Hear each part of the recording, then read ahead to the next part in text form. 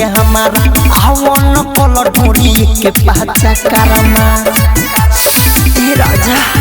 हो जाता रो बहारा छोड़ी के हमारा हवन कल ढोरी के पाचा करम बन जाई जचरा होई न खतरा चोली से कल गठ बंधन पिया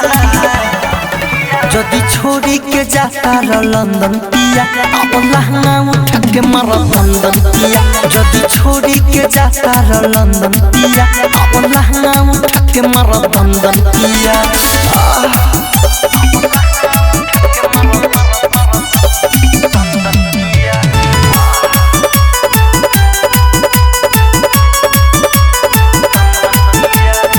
जदी थोर जइब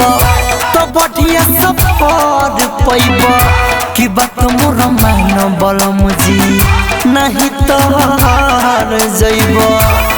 अरे बात मान ई काम जदी कर जइब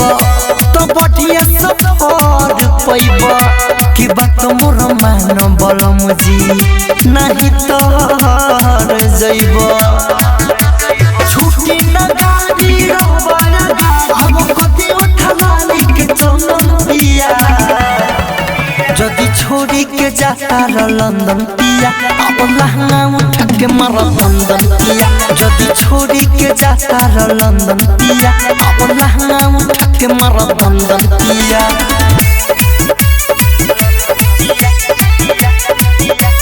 म्यूजिक बाय मंटू मणि